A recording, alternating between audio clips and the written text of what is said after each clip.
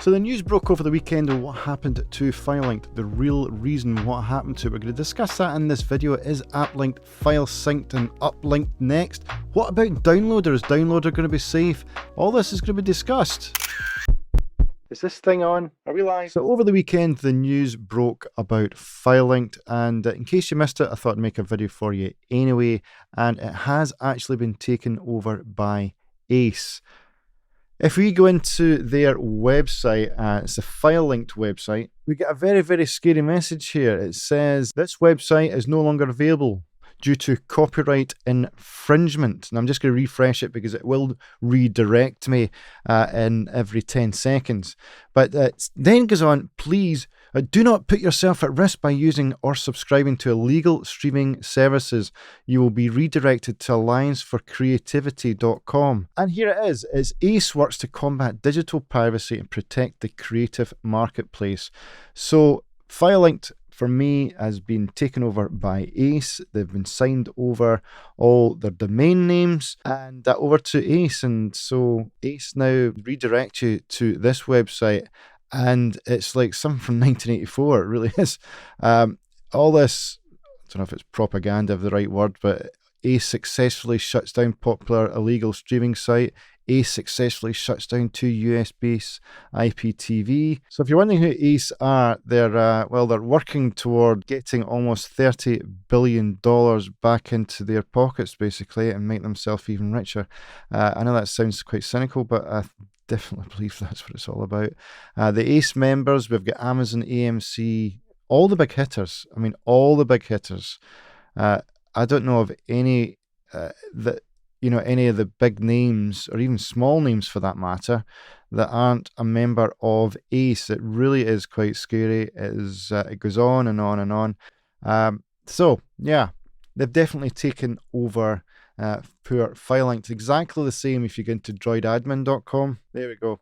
Exactly the same. It just goes back to that website. So what's particularly scary about this is the fact that Filelinked didn't have any third-party content. It didn't have any. Just as I was saying earlier on, you could have a legitimate business person use Filelinked to share files with clients.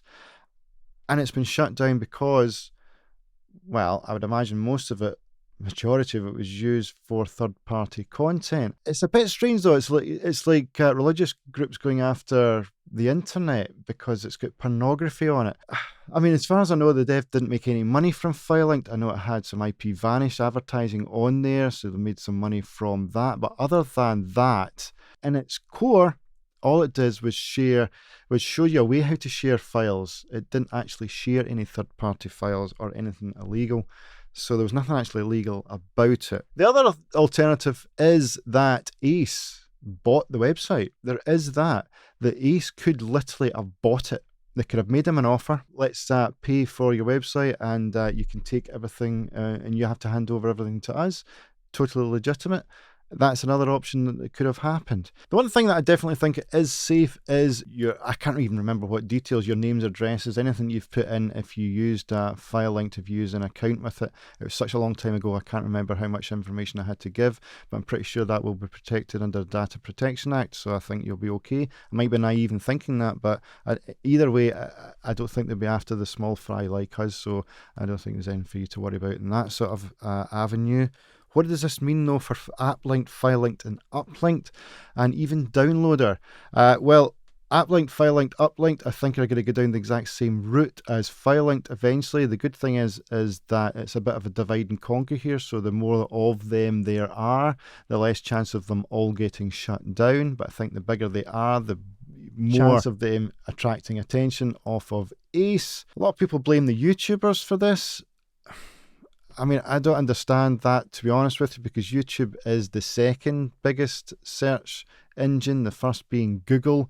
So really, anybody nowadays would just Google everything anyway. And a lot of the time, it's websites. So, this day and age, so many things get shared. If it wasn't for YouTube, it'd be on TikTok. If it wasn't TikTok, it'd be Facebook, Instagram, any of these platforms, Twitter. They can't silence the mob, basically. So I think it's a little bit unfair for YouTubers to get the blame entirely. Let me know your thoughts in the comments section, by the way, on all of this. I also want to let you know what your thoughts are on Downloader. Now, Downloader used to be owned by Elias Saba, and it's he went on then to become the Fire TV, written it down, Fire TV product manager, and he sold Downloader to TroyPoint. He used to be part of AFTV News, but he left them. This is all according to TroyPoint website. TroyPoint is now the owner. I don't think there's any surprise, though, that in order for Elias to work for Amazon, he had to sell Downloader. That comes to no surprise whatsoever. I'm sure it was a stipulation for his employment. Whether or not that would make then Downloader safe is arguable. Let me know in the comments section whether you think that would help or not. And then the Ace is a lot bigger than just an employee working on Amazon at the end of the day. So anyway, it's interesting to hear your thoughts on that. That was one of the things why, although when the new secret codes come in for Downloader, I thought initially it was a really good idea, but it might make it more like Filelinked, if that makes sense. So can I get mixed emotions on the secret codes on Downloader? Let me know your thoughts on that if you like. Put it in the comments section. Don't take any shit off anyone.